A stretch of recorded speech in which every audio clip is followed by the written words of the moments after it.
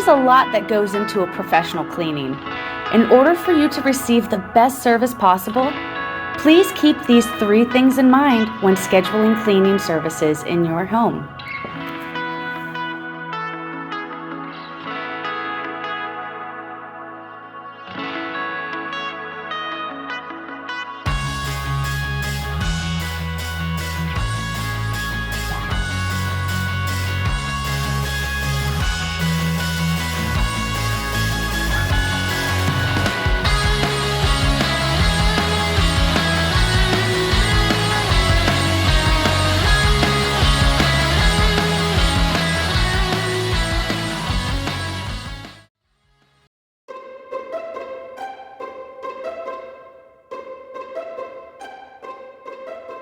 You got to fill water because we don't have enough in the truck. So. You don't have enough water in the truck?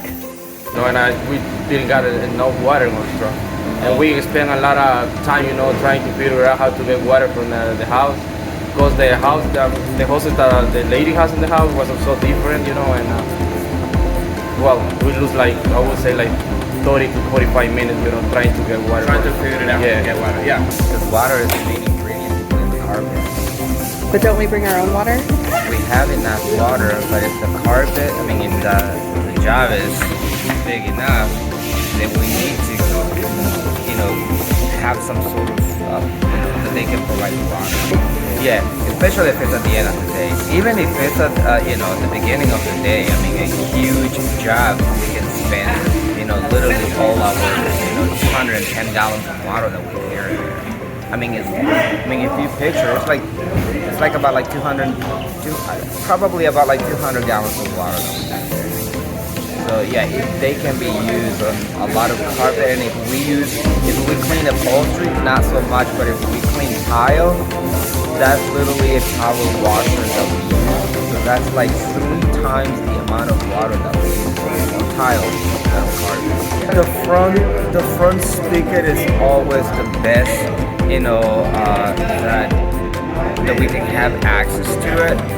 But we've been in some cases that even the front or the side, they don't have it. We have to get access from the back. So we have to figure it out in some cases, have 2 garden hoses in order to bring water from way in the back of the house, to 400, maybe 300 feet of, hoses from way back there to the front of where the van is. Yeah. We can't drive the van on the grass to bring it closer to. So it can be a challenge sometimes, So yeah, so we definitely need some, some access to water.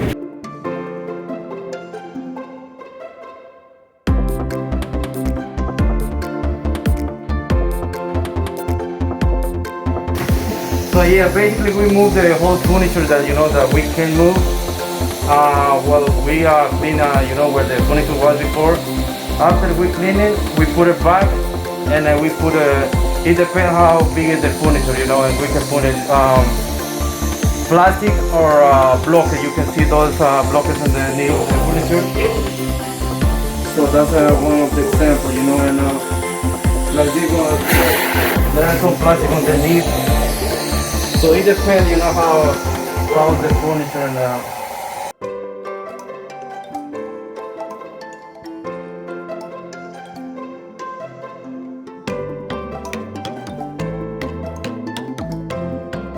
Furniture, it always takes much more time because it's much more detailed work. That's the reality. You gotta go into, back and forth of the sofa. You gotta move to, someplace where they are, get things off the side. Sometimes they have a lot of breakable things, on top of the coffee table or the end tables. So yeah, you got to be much more careful. There's always something that that takes time for it. So even if it's not that soil, but it's the amount of little things that you do around that takes plenty of time. Even just a spot cleaning. If we go to a house for a spot cleaning, it's not like in and out. It's not like that. It takes time because it's a time consuming.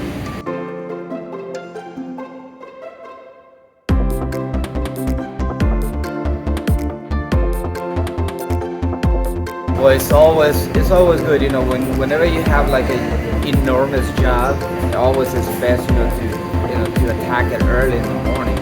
Obviously, you don't want to do like a 3,000 feet of carpet and like 3 sofas and some tile at the end of the day, because we're human, we're exhausted. We get tired. That was incredible yesterday. We got that job, you know, and well, the invoice doesn't show, you know, that the job was so big at all. Just like you say that the carpet upstairs and downstairs and a couple like a sofa, and that's it. But when we got there, you know, Mercedes and I did 2 jobs in the morning. When I got there, then I said, this is a huge job. I think the best thing to do is get those big job in the morning time. So